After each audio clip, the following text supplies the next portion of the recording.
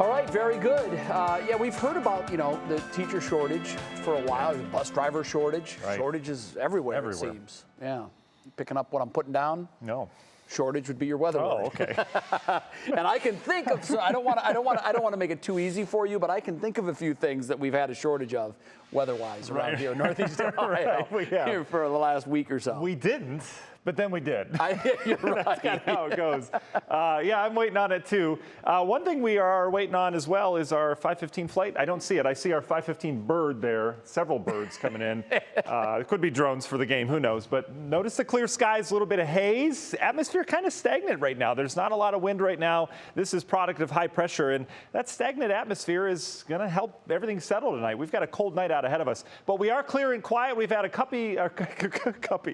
couple puffy is where I was going with that. Cumulus clouds popping up, shadow of the lake there. You can see a lot of those fading. And as that high pressure sinks in tonight, we've got the calming effect in the atmosphere, maximum radiational cooling with no clouds. That means we're going to get cold. And we've got freeze warnings and frost advisories near the lakeshore. Bottom line, if you have sensitive plants outside, bring them in. If you have stuff that's popping up already, pansies, peonies, the fern plants, we've got those as well. We're going to cover them up tonight just to be safe as temperatures going to get down into the 30s. Now, as we zoom in downtown, lots going on, right? Progressive Field, we had the game earlier. It's 48 degrees downtown, but at Rocket Mortgage Fieldhouse, a balmy 70. So as you're outside going inside, about a 20-degree difference there. Should be nice if you're comfy and cozy with those seats. Temperatures tonight, as I mentioned, back down to the 30s downtown. We've got clear skies, light wind around. In terms of the frost and freezes, we've got warmer nights ahead this week, okay? Tonight's really the only night we have to worry about. Tomorrow night, the low's 48, and then we're talking 50s as more moisture comes in here. That does come with some rain, but this is really the last night that we have to worry about. For now,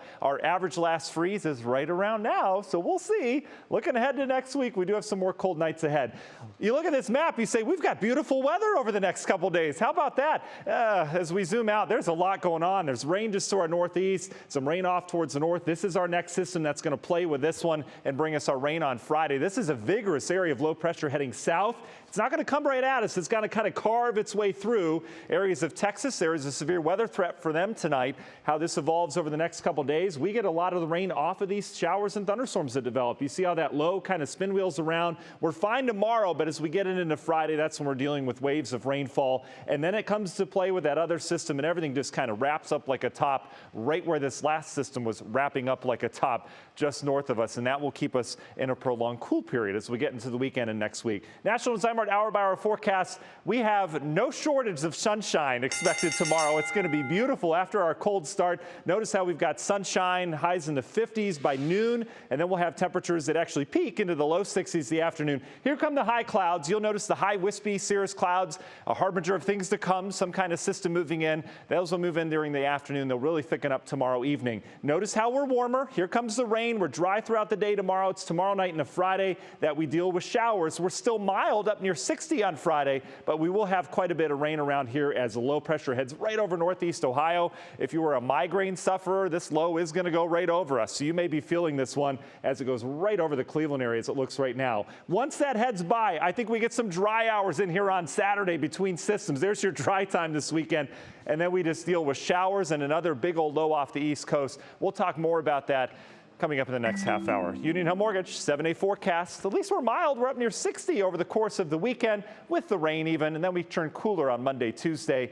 We do bounce out of this, though. Again, we're not going to stay in this forever, but this is a pretty persistent pattern around here with these April showers, guys. Matt, I just want to let you know, I know you're so focused on the forecast and everything that's happening in Studio A. Right in the middle of your weather forecast, Jay asked me how many ice ages there have been.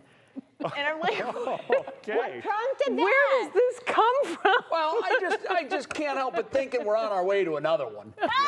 I mean, His my brain is goodness. always But wait, working. I thought we were in global warming. Now listen, you know what's amazing?